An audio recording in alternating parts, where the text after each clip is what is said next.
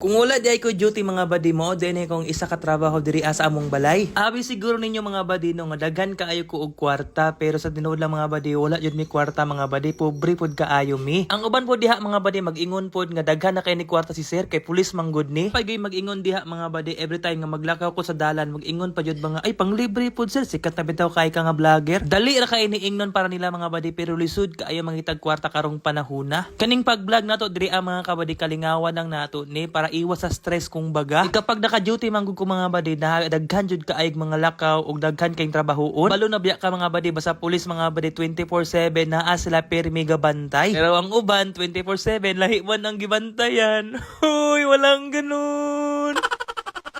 Oh, di ay ni among negosyo diri sa balay mga badi, ginagmay ra ni siya pero dagko na kay nagtabang para sa mua. Amang gud mi gipa-eskwela nga college mga badi og kailangan jud kay kwarta pirmi. Dili ra di ay duha ka book freezer ang among gipalit mga badi, so lima na siya ka book mga badi, ang isa ana badi gamay. Una jud namo nga gipalit nga freezer mga badi kaning gamay, tapos ni segunda ni siya kaning dako mga badi. So ingana ang among freezer mga badi puno na siya ice kaayo. Ang isa ka freezer ana mga badi mukabat na siya about 200 pieces. Naay time badi nga mag-short mi sa ice, talagsa pod badi dili po siya mahurot. Kaning among freezer nga gipalit mga badi, dili po ni siya cash mga badi, so inutang ra pod namo ni siya. Ang isa ka freezer diri mga badi kay mama ni, kaning the rest nga mga freezer mga badi ako apod ni siya. For now mga badi wala silang mama kay na busy sila og deliver sa ice dito sa merkado. Kay late naman ko nakamata mga badi kay silang mama manggod mga badi, mga around 5 AM mata na sila. Pag check na ko sa freezer namo mga badi, nahurot naman ang mga kargaan ni, maoning ako na lang gipangkargahan ni siya. Sakto pod mga badi kay kaning orasa mga badi blackout, maoning ako pong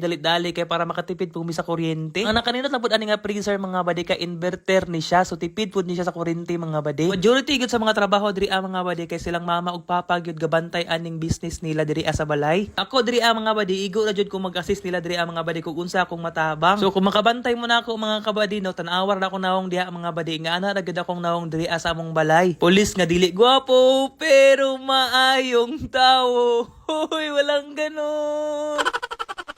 Kabantay mo atong lalaki mga badi nga nangayog ay sa kuatong pinsan mga badi. Ug kabantay po ba nako mga badi nga wala na ako nananggot og guma mga badi, naa na lang ko permi sa balay usually. Kaya nga muang gumahan mga badi, gipasanggutan na nako sa akong pinsan kato nangayo og ice. Hangyo man gyud siya sa akong mama mga badi nga siya na lang dayon masanggot sa among guma, tapos niluoy pud si mama mga badi kay talagsa man gud mga badi si papa dili pud kasanggot og guma kay sigig ulan ug daghan po kay siyang mga trabaho. Dili na kay niya matiwan ang bukid mga badi kay mutabang pa siya ni mama diri og display sa ice dito sa merkado. Yes mga badi, ang among ice mga badi ginadala namo dito sa palengke mga badi kung asa daghan kayong isda. So kung magdalamig ice sa merkado mga badi, lahi na gid ang presyo, pero kung ikaw mo palit diri sa mga balay mga badi, naa kay discount ug naa pa jud kay pakapin. Na-joy tay mga badi nga diri gid mga to sila sa among balay mga badi kay makatipid sila. Usually mga badi bulto-bulto ilahang ginapalit nga ice kay ila po ginadala sa lain nga mga lungsod. Pero ang pinakasuki gid namo mga badi kay kayo ni mga tigtawag og isda-isda kana kabantay mo mga badi, kanang mga motor nga singgit og mga isda-isda, mao jud na amo mga suki mga badi. Mao lang to mga badi og bye-bye.